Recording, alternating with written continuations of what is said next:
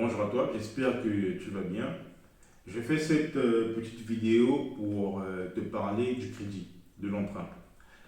Tu t'es peut-être déjà posé des questions si tu devais prendre un crédit ou prendre un emprunt pour peu importe le sujet. Et donc le but de cette vidéo, c'est de t'apporter des réponses à quel moment tu dois considérer prendre un crédit et à quel moment est-ce que tu dois éviter le crédit. Le crédit, c'est une chose, un moyen financier qui peut mener à ton échec ou également te mener très rapidement à la richesse. Donc, il faut savoir à quel moment l'utiliser. Il n'est pas totalement mauvais, il n'est pas non plus totalement bon. Pourquoi je te parle du crédit aujourd'hui? Ben, c'est parce qu'il y a une amie très récemment avec qui j'ai discuté qui m'a fait part de son problème. On a discuté très brièvement là-dessus. Et je me suis dit, ben, pourquoi pas partager son expérience avec toi. De cette façon, ça pourra t'apprendre, tu pourras apprendre quelque chose, tirer une leçon là-dessus par rapport au crédit et savoir à quel moment est-ce que tu peux l'utiliser, à quel moment l'en bénéficier, à quel moment tu dois éviter le crédit. Si tu es nouveau sur ma chaîne, ne manque pas de cliquer sur le bouton rouge afin de t'abonner et de ne pas rater les prochaines vidéos que je posterai toujours dans cette thématique et aussi à partager à toutes les personnes autour de toi.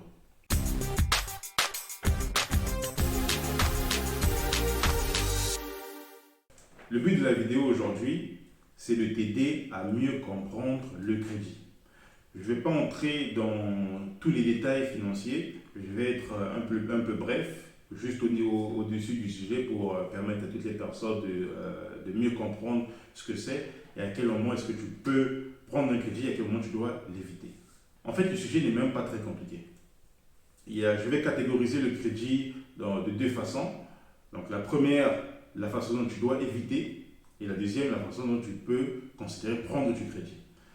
Lorsque je dis éviter, c'est-à-dire c'est le crédit qui peut emmener à ton échec, qui peut emmener à ta perte. La deuxième façon, c'est le crédit qui peut t'aider à te développer financièrement rapidement et aussi à t'emmener vers la richesse. À quel moment est-ce que tu dois éviter le crédit? Tu dois éviter le crédit à tout prix si c'est un crédit à titre personnel. Si tu souhaites prendre du crédit pour t'acheter une voiture, tu souhaites prendre du crédit pour t'acheter une montre, et ça on le voit partout. Il y a des banques parfois qui font des promotions que voilà, si tu as tant d'années de travail, tu peux prendre un crédit. Et même les concessionnaires, les producteurs de voitures, si tu vois les publicités à la télé, ils postent parfois pendant la publicité que tu peux payer 300 € par mois, 400 € par mois pendant 36 mois, pendant machin. Ça, c'est du crédit. Parce que tu ne payes pas ça en entier, tu ne payes pas la voiture totalement maintenant, mais tu paieras petit à petit. Le crédit, à titre personnel, il faut l'éviter. Que ce soit donc pour acheter une voiture, pour acheter une montre, pour acheter un téléphone, pour acheter une maison. Si tu achètes une maison dans laquelle tu vas vivre, mais pas à caractère pour le faire louer, réfléchis à deux fois parce que ça peut t'emmener à ta perte. Je vais parler un peu plus dans le cas d'acheter une maison avec le crédit.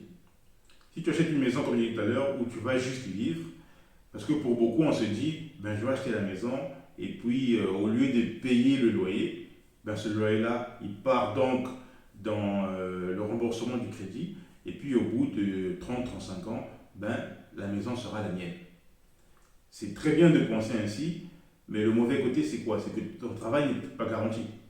Parce que dès le moment où, peut-être au bout de 5-6 ans, tu n'es plus en mesure de rembourser ton crédit, tu risques non seulement de perdre la maison, mais aussi de perdre tout l'argent que tu as déjà donné à la banque. Ça, c'est un risque que tu prends.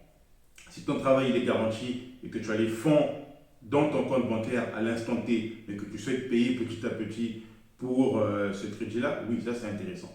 Et si tu veux prendre ce crédit-là et puis hypothéquer tes prochains revenus en te disant que ton travail est garanti, il n'est peut-être pas garanti, tu ne sais pas ce qui va arriver dans 5-10 ans, prendre le crédit dans ce genre de situation, c'est très très dangereux. À caractère personnel, si ce n'est pas pour du business, évite de prendre du crédit. Alors, je dis ça par rapport à l'histoire de ma collègue, de mon amie très chère, qui est également abonnée à cette chaîne, qui regardera sûrement cette vidéo. Elle m'avait contacté parce qu'elle voulait prendre du crédit pour son mariage. c'est quelque chose dont on avait discuté très brièvement, mais je me suis dit que ce n'est pas une très bonne idée. Parce que le mariage, ce n'est pas quelque chose qui va te rapporter de l'argent.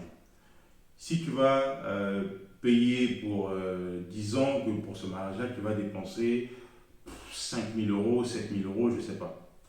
Je ne vais pas aller dans les montants spécifiques de son cas.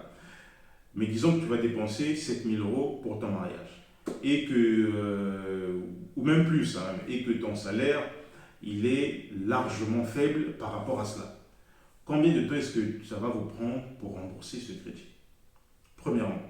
Deuxièmement, si quelque chose arrive bien après, qu'est-ce que vous allez faire? Est-ce que vous aurez encore de l'argent mis de côté pour investir dans vos propres business, de l'argent mis de côté pour les mauvais jours? Parce que si tu prends du crédit, ça veut dire que tu n'as pas assez d'économies pour pouvoir supporter ce mariage-là.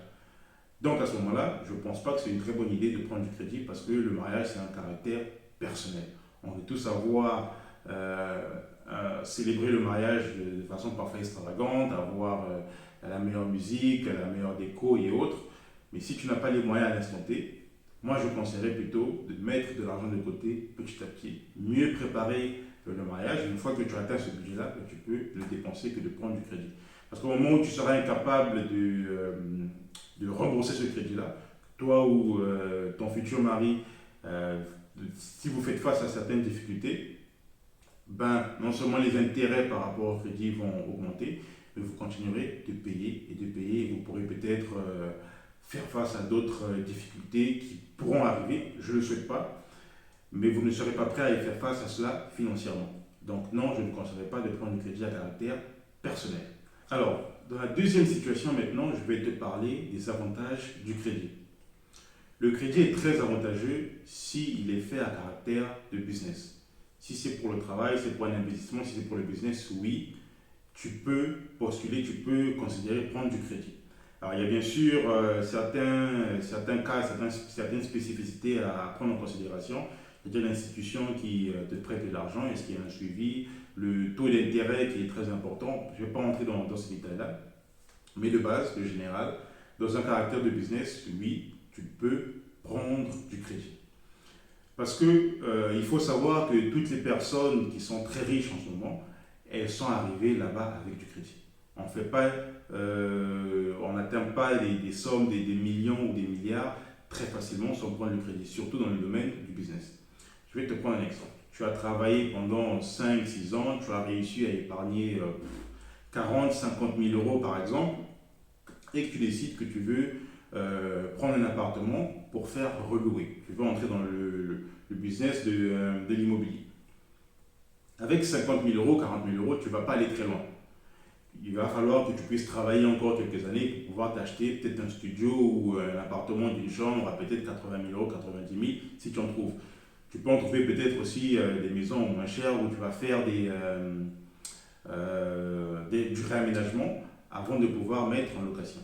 Mais là, tu auras mis toutes tes économies là-dessus, avec l'aménagement à faire, tu auras mis toutes tes économies là-dessus et tu vas te retrouver à zéro. Et avec ces zéros-là, tu vas maintenant compter sur l'appartement pour te rapporter du revenu. Mais c'est un investissement sur du très long terme. Parce que l'appartement, l'immobilier, on ne le rentabilise pas en une année, on le rentabilise en 10 ans, 15 ans, parfois même plus. Donc tu seras bloqué, tu ne vas pas aller très loin. Il va falloir que tu travailles encore 4, 5, 6 ans pour économiser encore cette même somme d'argent et te prendre un autre appartement. Là où le crédit est avantageux, c'est que tu peux aller en banque, présenter tes bulletins de salaire, présenter les fonds que tu as déjà disponibles pour pouvoir prendre du crédit. La banque pourra facilement t'accorder un crédit 20, 30, parfois même 40 fois plus élevé que la somme que tu as. Donc avec ça, tu pourras prendre parfois 2 ou 3 appartements même, si tu réussis à prendre un crédit de 150 000, 200 000 ou même 250 000 euros. Tu peux acheter 2 à 3 appartements. Et avec les revenus que tu as, tu pourras enlever une partie pour rembourser ce crédit-là. Mais surtout, c'est que dès que tu auras acheté ou raménagé ces appartements, les entrées par rapport au loyer pourront te permettre de rembourser du crédit. Donc parfois, un appartement va te permettre de rembourser le crédit et les deux autres appartements sera du bénéfice. Là, c'est très avantageux parce que tu as 50 000 euros en compte, mais tu as réussi à prendre un emprunt de 250 000, 300 000 euros. Et un appartement te permet déjà de rembourser une partie du crédit. Parce qu'avec un crédit de 300 000 euros, tu peux avoir à payer, je spécule sans faire trop de calcul, tu peux avoir à payer, disons, 800 euros sur ce crédit-là sur plusieurs années, 30, 35 ans, 40 ans, ça dépend. Tu peux avoir à payer 800 euros, 700 euros par mois. Ces 700 euros, tu pourras facilement les avoir par rapport au loyer que tu vas percevoir. C'est-à-dire que si tu arrives à trouver 3 appartements ou 4 appartements dans ce budget-là, dans ces 4 appartements, 2 ou même un seul peut te faire rentrer la somme qui va te permettre de rembourser le crédit et le reste, c'est donc du bénéfice. Là, tu utilises le crédit pour te permettre de t'enrichir, pas à caractère personnel. C'est le même cas si tu vas utiliser le crédit pour développer un investissement, mais surtout, je recommande le crédit lorsque tu es déjà installé dans un business, quitte à l'emmener à un autre niveau. Pas forcément lorsque tu viens de commencer, parce que les premières années dans un business sont très difficiles, sont très très difficiles. Et si tu arrives à lancer 5 à 10 business, parfois dans ces 10 business-là, 6 ont échoué. Donc il faut faire très attention lorsque tu prends le crédit au départ. Je recommande plus de prendre le crédit lorsque tu as commencé ton activité et tu maîtrises déjà les astuces et les in and out de ce business. Et après, pour l'emmener maintenant à un niveau, le crédit sera très intéressant parce que tu sais déjà comment ça fonctionne et quels sont les potentiels revenus que tu pourras t'attendre si tu arrives à la prochaine étape. Voilà en bref les avantages et les inconvénients du crédit que je voulais partager avec toi aujourd'hui. Et je répète, à caractère personnel, évite le crédit. Ce n'est pas intéressant à caractère personnel. À caractère d'investissement et de business, oui, le crédit est très très intéressant et il va t'aider facilement à t'enrichir et à atteindre des sommets dont avec tes fonds propres, ça va te prendre énormément d'années. C'est ce que les gros investisseurs et même les personnes qui sont à la tête des gros business ne réfléchissent pas trop, ils ne sont pas allés sur fonds propres. Ceux qui ne sont pas issus des familles très riches ne sont pas allés sur fonds propres, ils prennent énormément de crédit. Si tu as des questions par rapport à cela, tu peux laisser en commentaire et puis on va essayer d'y répondre ou me contacter par email.